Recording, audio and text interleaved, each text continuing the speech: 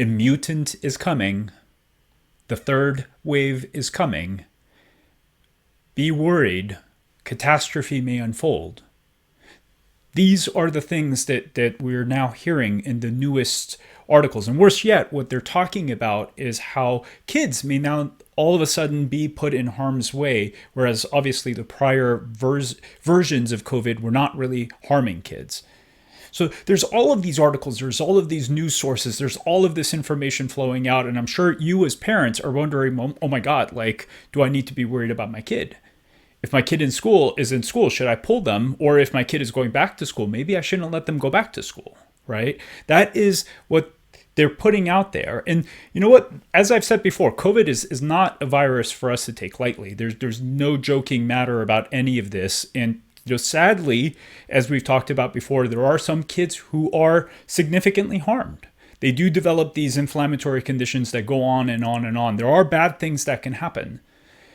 But as I've also talked about before, the rate in which these things happen is astronomically less than what the flu does to the same population of kids. If I had to choose between flu and COVID for my kid, I would choose COVID any day without a doubt, because when you look at the statistics and you look at what influenza does versus COVID, influenza is astronomically more horrible.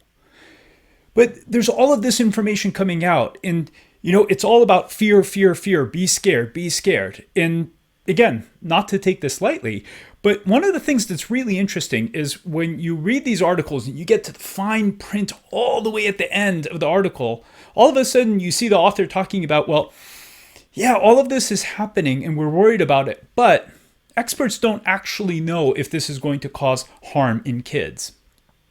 In fact, some of the articles say that experts don't think this is going to be something that is dangerous to kids.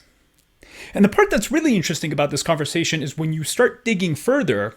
So this is a variant of COVID that started where? In the UK, right? And then it spread to Israel, and it's been in Israel for a few months now. So one of the interesting questions, and I encourage all of you to ask this for yourself and do your own search, is look at the hospitalization rates, the complexity rates, the COVID rates actually, in the UK. Do the same for Israel. And one of the things that's really interesting is when you look at it, the rates are actually going down, down, down, down.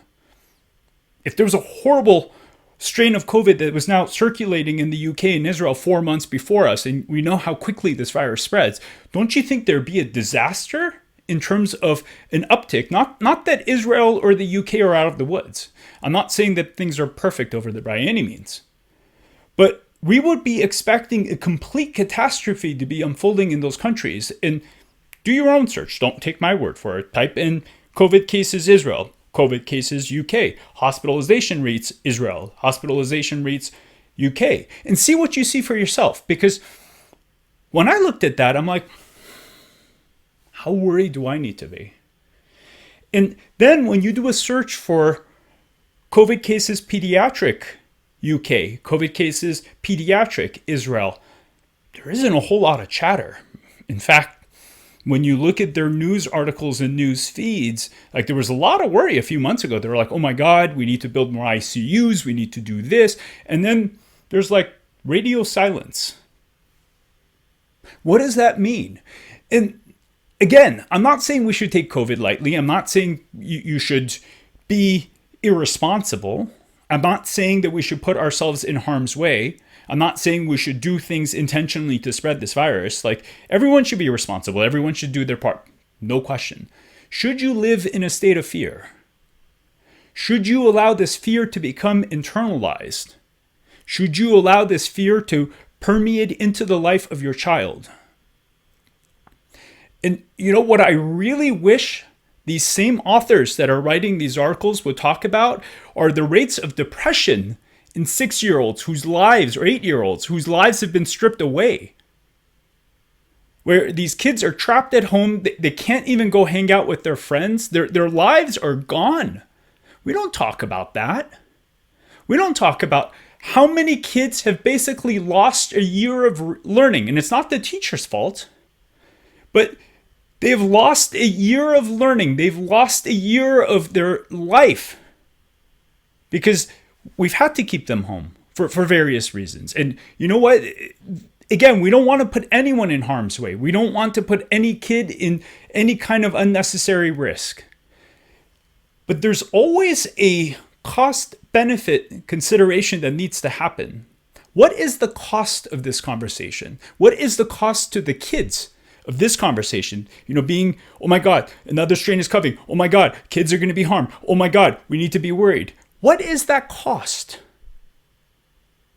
And what are the benefits in us looking at things in the broader context, which includes all of the benefits kids get by being in school?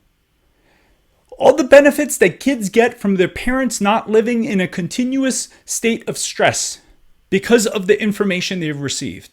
And you know what? I only wish that every author that writes these articles would give a fully balanced perspective and talk about every cost, every benefit. You know what? We think this is happening. This strain may be coming. This is what we know is happening in the UK. This is what we know is happening in Israel. This is what they have seen. This is maybe what we should be looking out for. Hey guys, be careful. Hey guys, be responsible. No one is saying for people not to be careful or responsible. But please, God, do not let this fear permeate into you. Please do not let this fear spread to your child. Because sadly, I think we're going to look in 5 years' time and say, we probably could have done things differently. Maybe some of the costs that happened to the kids, forget about the rest of society. The costs that came to the kids was not worth the price. And God, maybe we should have thought about this differently. There were things that we could not have controlled. Some of the shutdowns were absolutely necessary because it saved lives. No question about any of that. But the way we are propagating fear, especially through our media, I think the cost of that is not worth it. And I genuinely hope these conversations change. And I genuinely hope that they take the full perspective and well-being of the child and family in context when they come out. So I thank you for listening. I thank you for being a part of our community. I thank you for helping us get these messages out so that we can bring awareness, we can bring education, we can bring information that is balanced and ultimately is holistically healthy. Thank you for watching. This is Dr. K.